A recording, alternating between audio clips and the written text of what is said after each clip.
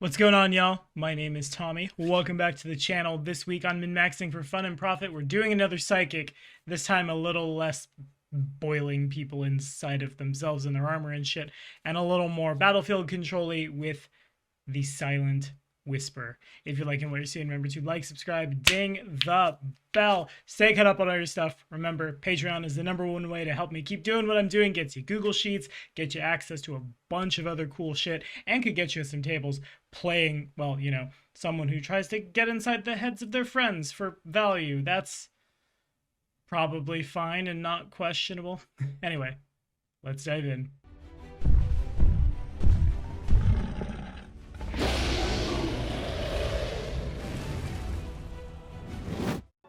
Okie dokie. So, now that we're done messing around with an archetype and beating people over the head with it and a big fuck off hammer, let's talk about the Psychic itself. In addition to its ability to yes and a bunch of cantrips, perhaps surprising no one, it has a lot of really cool abilities that are unique only to the class.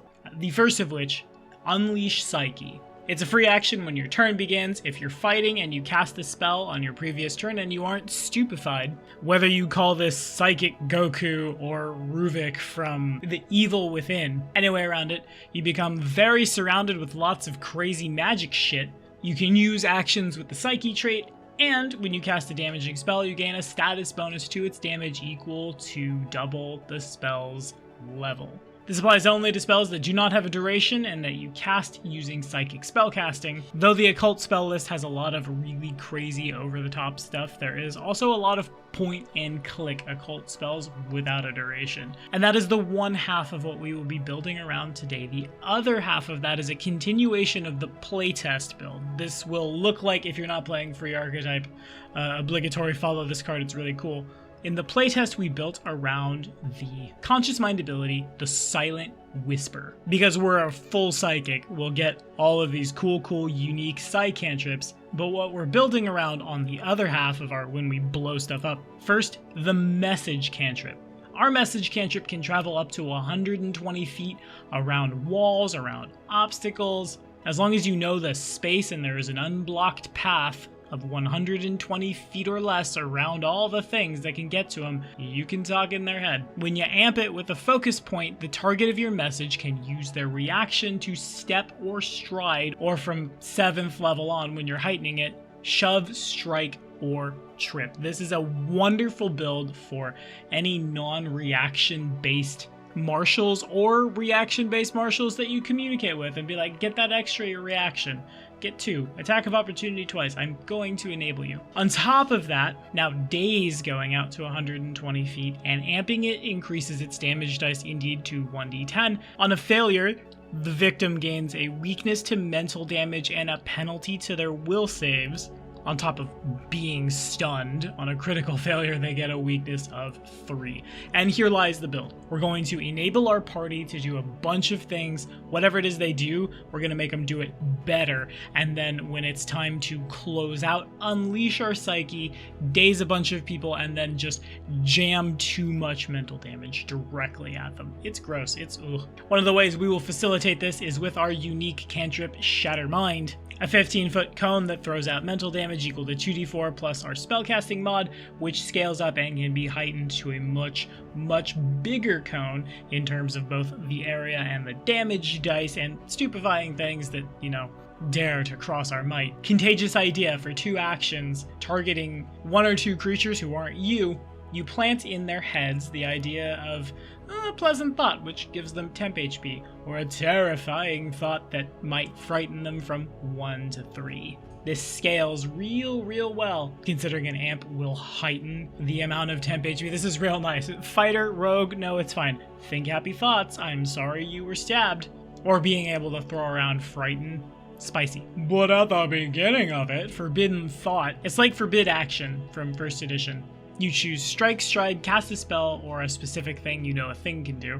If they try to do that thing, they take 1d6 scaling mental damage on a basic will save. Amping this makes them stunned should they dare to cross that thing you said. It's Forbidden Thought feels a lot like what they gave the Tyrant champion, but like less bow before me. God, you could put these together in a really interesting kind of way. We're free archetyping champion. Man, if you want to focus on the damage, turn this into a lawful evil champion who's throwing around the kneel before me or bad shit happens to you edge with Forbidden Thought. Ugh. I need to go build something. I'll be right back. I would say we're doing that one next week, but next week is the fucking Kineticist. Who's kidding anyone? But for the subconscious mind, this time we will take Wandering Reverie to get us locked into Charisma and give us the Fade into Daydreams action.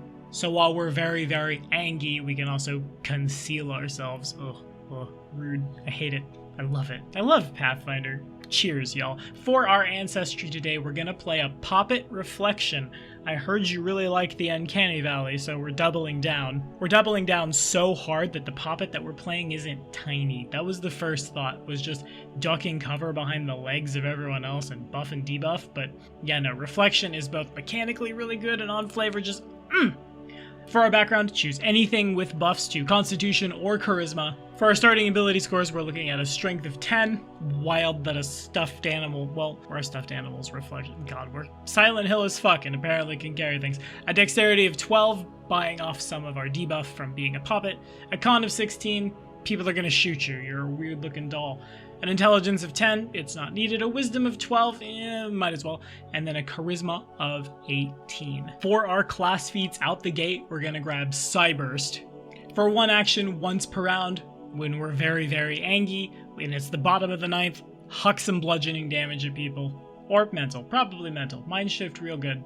Add a basic reflex save. Alongside this at level 2, the Champion Dedication. We're going for the cause of the Liberator. Once again, if you're in an evil game and you'd rather focus on the damage as opposed to the buffing, do not choose Liberator, choose Tyrant. Be very rude. At level 4, the Secret Spicy Sauce for, I feel like, a lot of psychics.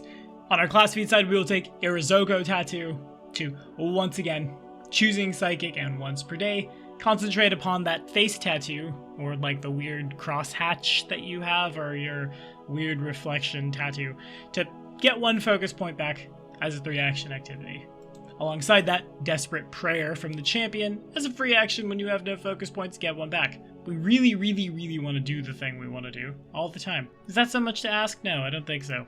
At level 6, we'll take Strain Mind. When we have 0 focus points, and we're casting a side cantrip once per hour, we can take damage instead of paying the focus point cost. This is one of the reasons I wanted to have a really high con. We'll grab Champion's Reaction on the archetype feat side, which will grab us Liberating Step. So when an enemy damages, grabs, or grapples our ally, both of which are within 15 feet of us, we use our reaction to give our ally a bunch of resistance, try to break free of something that might be preventing them from moving, and then eventually allow them to, as a free action, step. This gets really, really modal really, really quickly. If everyone on the board, or at least some people theoretically, depending on how fast you want to Nova, can use reactions to move outside of their own turn, the amount of times you can shift a battlefield is oftentimes the difference between victory or defeat, a flank or defeat, or even just like get out of the way of the fireball. I got a chance to play one of these in the playtest, using it as a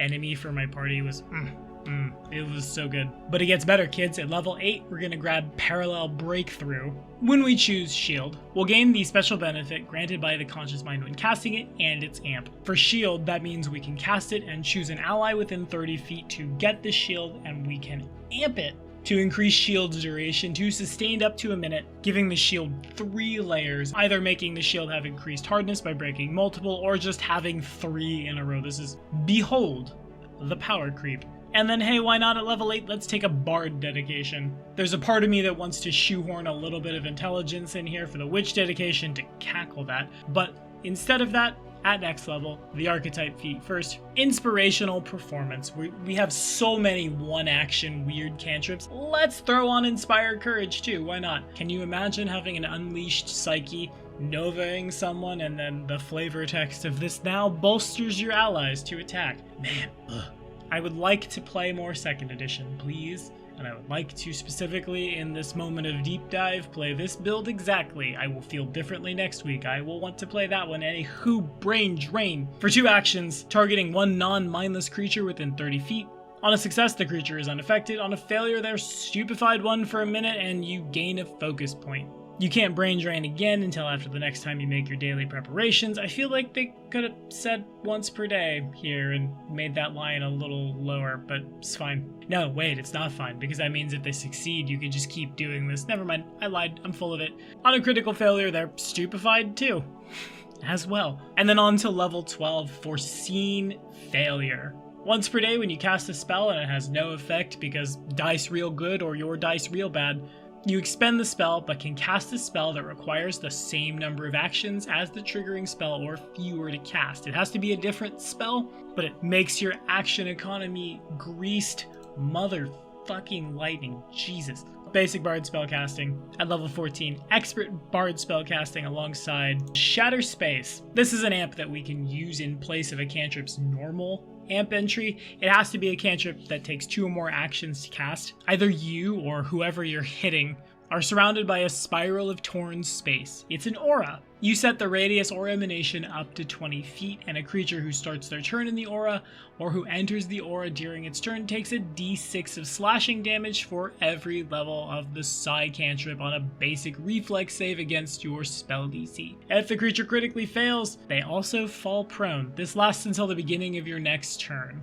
Put this on the only martial up in the fight, set the aura to 10, everybody else back off. Put this on yourself when you're cornered, put this on the guy in the back row or who is flying, shooting down at y'all. This is At level 16, why the hell not have a constant fly spell that's faster when your psyche is unleashed? Hooray, constant levitation. And Occult Breath for more spells. At level 18, Deepest Wellspring. Because we're gonna spend a lot of focus points, we need to recover them lightning fast. Master Bard spellcasting gives us more spells. And then at level 20, we become Thought. This gives us resistance 10 to physical damage, but weakness 5 to mental damage, and weakness 10 to any effect that deals damage targeting the spirit. Because spirit we are. You can change your appearance whenever the hell you want. For 1 action, illusory disguise yourself. Except it's not an illusion? That's weird. But it's really on flavor for the poppet, right? But it's really on flavor for the reflection, right? Hooey. Once per year, when you die, you come back as long as someone remembers who the hell you are. By level 20, if you haven't, made friends, talked to your party members, well, kids, that's why no one will remember your name. And then at level 20, the Oath of your choice from the champion. You know what you're fighting at this point. Get some buffs against it. For our ancestry feats, Warped Reflection, rudest of all the things, and another 1-action tool in our really, really full 1-action toolbox. Lets you give someone an existential goddamn crisis. For 1 action, make them frightened, then for 2 actions, hit them with the thing you wanted to. And you're also stupefying the shit out of people. We're a really good anti-caster, and it's really fucking cool. I say that a lot, but it just continues to bear repeating as my mind is continually psychically brain melted by all these shenanigans. Harmless Doll at level 5 will allow us to pretend to be a small doll. It's totally fine. We all played Silent Hill. Everything's okay. That's now what this thing looks like. Praise whatever deity you chose. I hate it. This lets you impersonate inanimate toys, hide without cover or concealment, turn the corner and just boop, go in. Histrionic Injury is yet another reaction. Once per hour, when a creature you can see damages you with a melee strike, oh god, you're bleeding everywhere, and they have to will save or, again, become stupefied a bunch, because how are you bleeding everywhere? You're a doll. Uncanny Valley Panic, Impossible Gossip will let you talk to a bunch of different dolls. It's Stonetell as an arcane innate, talking to toys, statues, other 3-dimensional inanimate objects which are crafted to look like a creature. How many broken statues in Forgotten Tombs can you be like, hey, where's the plot? Over there? Cool. Thanks, inanimate statue. I'm really glad you weren't a golem and you didn't punch me. That will probably get you punched by a golem at least once. I'm sorry, kids. And then why not reflect foe? Why not throw a duplicate foe down once per day as an innate occult? Why not summon a new friend who's not a friend at all? Buh. And then for our general feats, Toughness, Die Hard, Incredible Initiative, Numb to Death, Canny Acumen for our Fortitude. There were a bunch of neat skill feats released in Dark Archive, but I feel like they deserve their own deep dive. Anywho, before we burn out for today, let's talk about some spells. We've already talked about Shatter Mind. It's that really cool cantrip we get. Everything else is either here for buffs, here for debuffs, or exists to do a bunch of mental damage. Things like Heroism, Haste and Slow, Bless even, because you'll be able to sustain it with relative ease. Man, maybe we should have been a witch. You could really squeeze a witch in here and it would be real tight. If you'd rather sustain spells than inspire courage, finagle your int to 14 and do that. Bonus points if your familiar is another doll that looks like you. More bonus points if that was the original. Poppets in first edition were familiars, IIRC. This is getting deep in existential spells. That's what we're talking about. First level occult spell seems bread and butter for us. Synchronized Steps from Knights of Lastfall. You target 2 willing creatures, it's sustained up to a minute. Man, it should have been a witch. It's fine, just keep sustaining it. You have a bunch of one action things to do. We can squeeze it. When one of the targets steps, the other can use a reaction to step. When one of the targets strides, the other can use a reaction to stride. Wow, that synergizes with fucking everything we do. You love it. Next up, my favorite anti-metagaming spell that hurts everyone's fucking head. Behold the Weave. At 30 feet, targeting one creature lasting for a round. Man, this can turn into a 30-foot emanation at 7th. Good God. They will save. We do so much in-house to debuff that. On a critical success, nothing happens. On a success, they must immediately commit to a single action that they're going to take at some point during their next turn. The action is now locked in, and the creature must attempt it even if the situation has changed, potentially wasting their action in temporal goddamn paradox. They can choose to lock in a 2 or 3 action activity. Failure is 2 actions, critical failure is 3 actions. Fuck, I really like this spell. I'm gonna build so many of these to fight my Dominion War players. I mean, what?